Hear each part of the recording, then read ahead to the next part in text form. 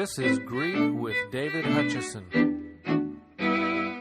Imperfect middle and passive and aorist middle indicative. We're going to learn another group of endings today. I call these the number 4 endings. They're the secondary middle/passive endings. Main, sa, ta, metha, ste, inta. Main, sa, ta, metha, ste, inta. These are the last indicative endings that you're going to learn. You learn number 1, number 2, number 3, number 4. So this is the last. How about a goofy song to celebrate? Main, sa, ta, metha, ste, inta. Number 4 endings you see. Main, sa, ta, metha, ste, inta. Last indicative endings, yippee. Main, sa, ta, metha, ste, inta. Number 4 endings you see. Main, sa, ta, metha, ste, inta. Last indicative endings, yippee. We're going to have 2 keys to the imperfect middle and passive indicative. Now notice here this says middle/passive. This means this is a shared form. You've seen this before. The 2 keys are augment, number 4 endings. Augment, number 4 endings. So here we go. This is the imperfect middle/passive indicative of luo. Eluamein, eluu, eluita, eluamatha, eluisthe, eluanta. We have the augment on front. Then we have the verb stem lu. We are using our connecting vowels. And then we have the number 4 endings. Main, sa, ta, metha, ste, inta. Main, sa, ta, metha, ste, inta. So the keys, augment, number 4. This will be imperfect, middle, or passive. Now, did you notice the second singular ending doesn't look like it says saw? We've said before that the second singular forms often differ from what you expect. So here's what actually happened. We had elua saw. The sigma doesn't like to be between those 2 vowels, so the sigma dropped out. So you're left with elu, e, a. That epsilon and omicron, they contract to form the letters u, omicron, upsilon. So we end up with elu, u. I don't need you to be able to reproduce that, but I just wanted you to know what's actually going on. So this is a shared form. If it's imperfect middle, how would we translate it? Remember that the middle expresses a special involvement of the subject in the action of the verb.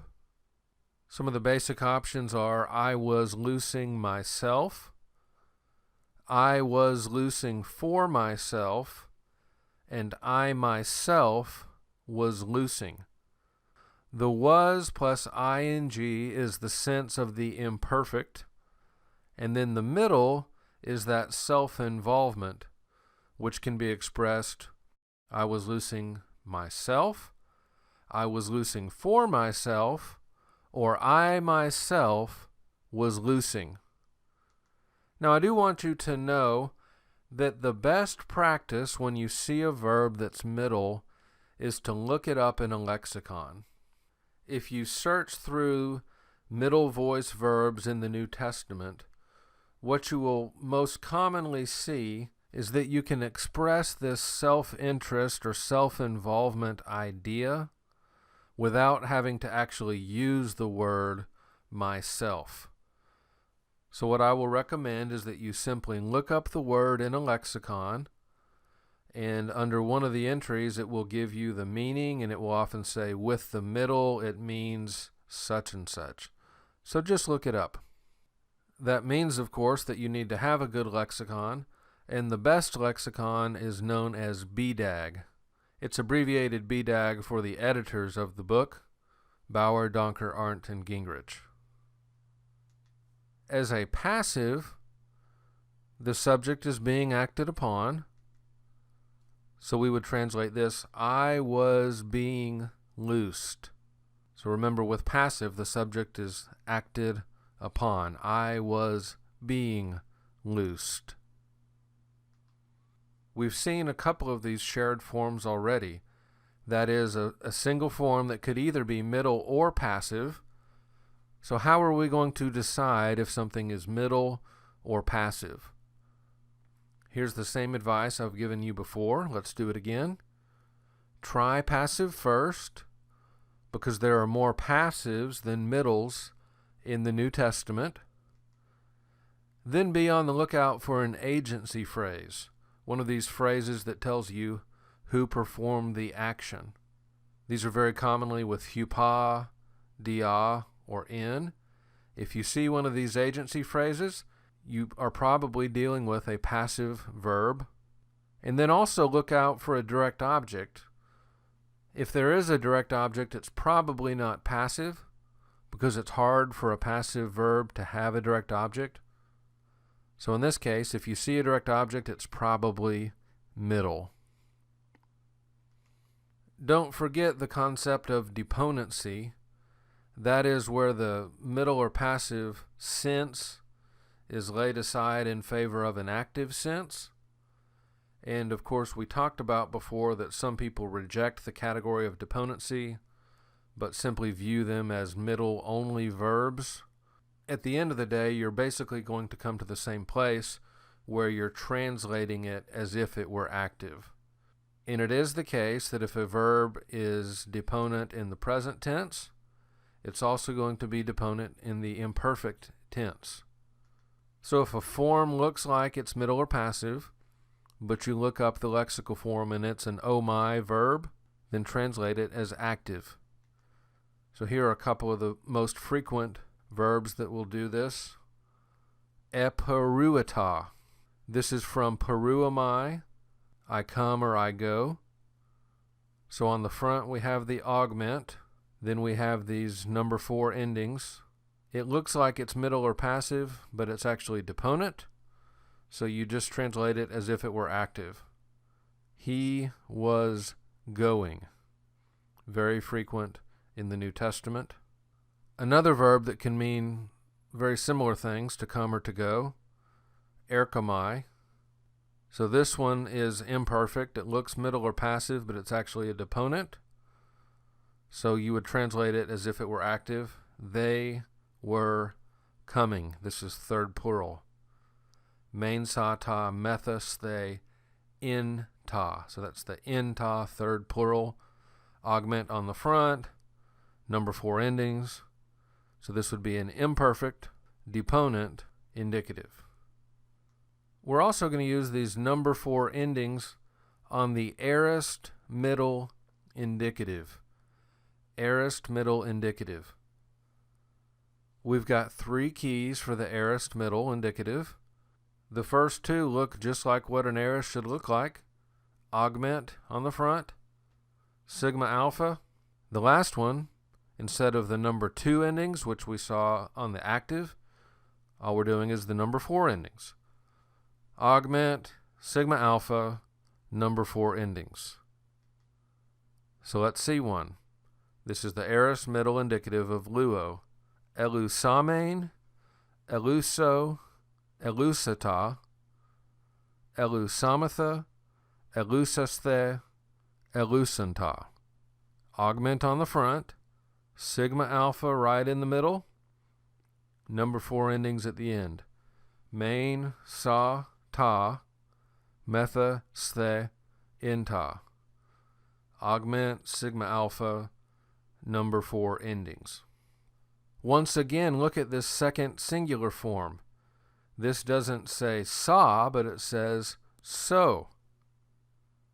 Well, what happened? Once again, the second singular form is often different than what you expect. So we had a loose saw. That sigma right in between the alpha and the omicron dropped out. Sigmas don't like to be between those two vowels at the very end. So the sigma dropped out. Then the alpha and the omicron contract, and when they do that, they form an omega. We'll learn the rules of contraction later, but just know, just FYI, this is what actually happened. So the second singular form looks like this, eluso. So how would you translate an aorist middle? I loosed myself. I loosed for myself. I myself loosed. The loosed part is the aorist part, and the myself part is the middle part.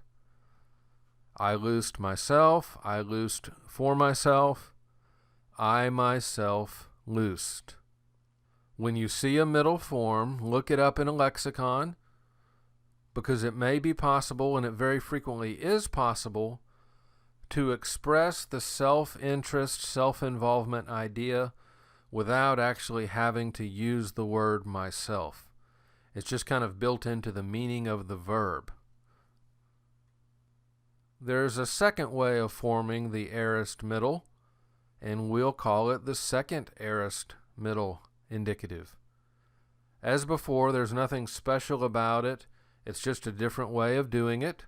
Just like we've said before, there's no special exegetical significance to something being a second aorist. So we've got keys that you've seen before that look like second aorist. Augment, stem change. Augment, stem change. Those are aorist keys. And then the middle part is the number 4 endings. So we've got augment, stem change, number 4 endings. Augment, stem change, number 4 endings. So here's the second aorist middle of lείπω. It changes to lip. That's the stem change. So we've got the augment on front. Then we've got lip. And then we've got number 4 endings. Main sa ta, methus the inta. Elipamen, elipu, elipita, elipamatha, elipisthe, elipanta. Main sa ta, methus the inta. Now once again on the second singular form, the same thing happened here that we said happened earlier. The sigma drops out, and then contraction takes over. You would translate a second aorist middle just like you would translate an aorist middle. I left myself. I left for myself. I myself left. So let's look at some examples. Hoi gar logoi tu prophetu egraphanta into biblio. Here's the subject. Here's the verb. Here's a prepositional phrase. For the words of the prophet, and then our verb egraphanta. So we have an augment on front. This is from grapho, I write. So we have an augment. Then we have number 4 endings. Main sa ta, methus the inta. Augment number 4. So this is going to be imperfect, middle or passive indicative.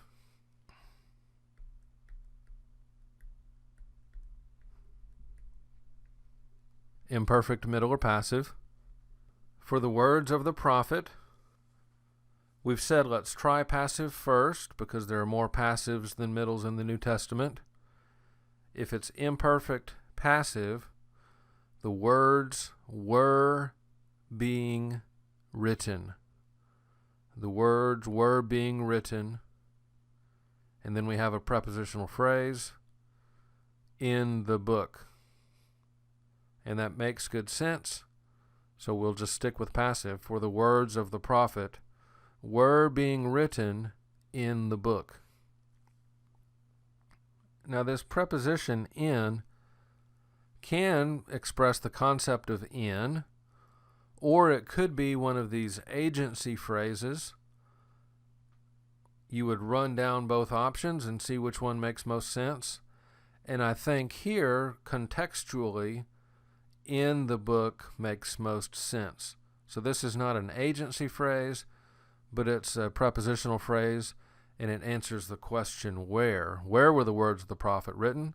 They were being written in the book. So since we know that this one is passive, we would mark out middle and say this is imperfect, passive, indicative, third plural from grapho, I write. Now what were the keys that told us that? Augment, number 4. Let's try another example. Euthus hoi mathetai elusanta tus doulos to dikaiou anthropou. Here's an adverb that means immediately. Here's our subject, and here's our verb. The disciples, then what did they do? This is from Luo. We have augment, sigma alpha, number 4. Augment, sigma alpha, number 4. Sounds like aorist middle. Augment, sigma alpha, number 4. The disciples loosed themselves. The disciples loosed for themselves. The disciples themselves loosed. We'll have to keep going and see which one makes most sense. Here's our accusative direct object, tus doulos, the servants. Then we have a phrase, a genitive phrase, to dikaiou anthropou. This is article, adjective, noun. Of the righteous man. Immediately, the disciples loosed for themselves. They loosed themselves, or they themselves loosed the servants of the righteous man. So in context, I think you've got two options. They could loose the servants for themselves, or they themselves could loose the servants. I would go with they themselves loosed. In a New Testament context, and even though this is a made-up sentence, we'll assume that sort of a context as well. Probably what these disciples are doing is that they themselves are loosing the servants. They're not doing it for their own interest, but they're doing it themselves. So we would say immediately the disciples themselves loosed the servants of the righteous man. How would you parse elusanta? It has augment, sigma alpha, number 4. So we said aorist, middle, indicative, third plural, from luo, I loose. Now let's look at some New Testament examples. Here are some that are imperfect, middle, and these are actually going to be deponent. So here's one with the verb dunamai, I am able. Oudes edunata anoixai ta biblion. Oudes means no one, not one. You see the u in there, and then the number 1 is in there in what's normally spelled haste. So oudes, no one, was able. So this is imperfect, middle, but it's a deponent, so you translate as if it were active. No one was able, and then the verb anoixai, we'll learn later, but it means to open. Ta biblion, the book. No one was able to open the book. Another very common one from erkomai, I come or I go. So we have an augment on front. Then we have number 4 endings. By the way, that's what we had up here, augment number 4. So this is imperfect, middle, or passive. Here, this one is another deponent. So we would translate it simply as they were coming pros auton, to him. They were coming to him. One with the verb pros eukomai, I pray, also deponent. Ha pharisaios pros eukita. The augment occurs right in the middle, right after the prepositional prefix pros. And then we have the endings number 4, so augment number 4. The Pharisee was praying. Now, if you want to know what the Pharisee was praying, open it up. It might at first sound like a good idea, but then listen to his prayer. A self-righteous person indeed. Now let's look at some examples that are imperfect passive. Same form as imperfect middle, but in context, these turn out to be passive. This one's from baptizo, I baptize. Kai ebaptizanta into Jordane patamo hup autu. So we have augment, number 4 endings. So that's imperfect, middle, or passive. In context here, these are passive. And they were being baptized. That's how you do the passive translation. They were being baptized in the Jordan River by him.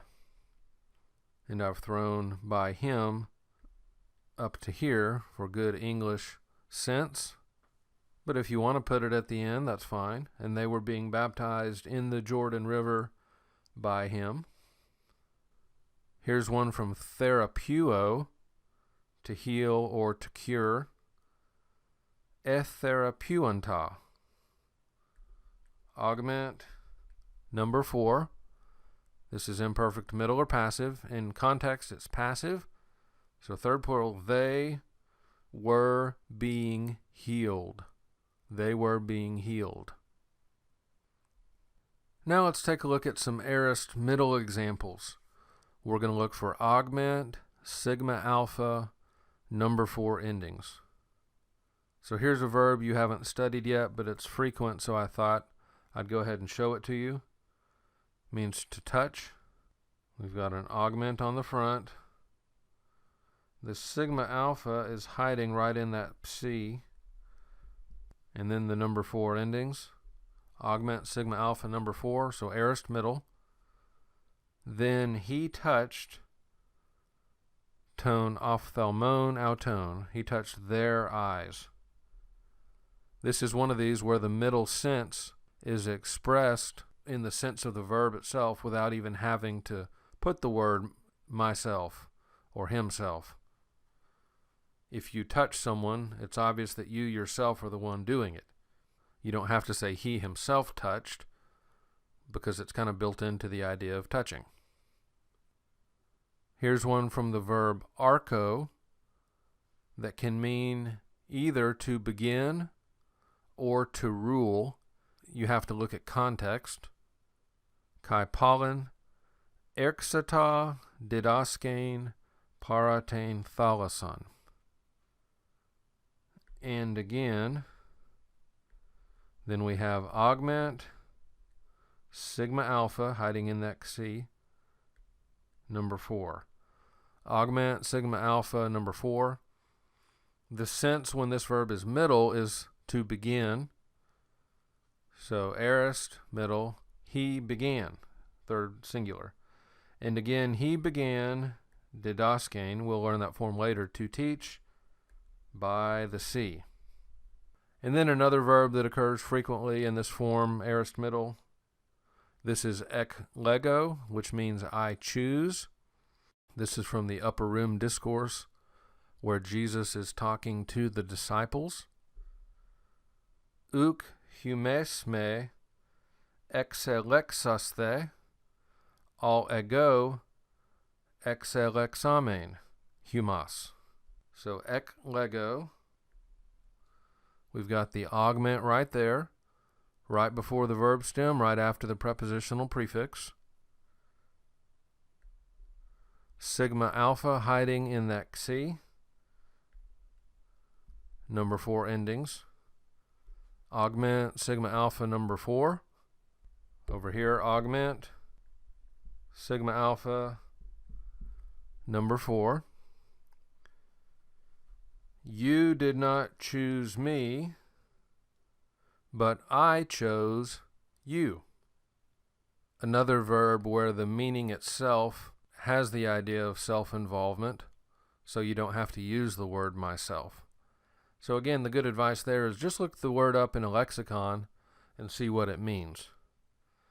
Now we'll end this lesson with a good reminder of context, which is always key. This verse is in the upper room discourse where Jesus is talking to the 12. He's telling them, you didn't choose me, but I chose you. Whom did he choose here? The 12. Regardless of what you think on the debate between Calvinism and Arminianism, this is not a verse you want to use for the fact that God chose everybody, because in context he's very clearly saying that he chose the disciples. So on this choice idea, as it pertains to all believers, you'll have to establish the case and test the case on other scriptures which deal more broadly, not with a more limited focus group of the 12. So it's always good in Greek to remember context is key.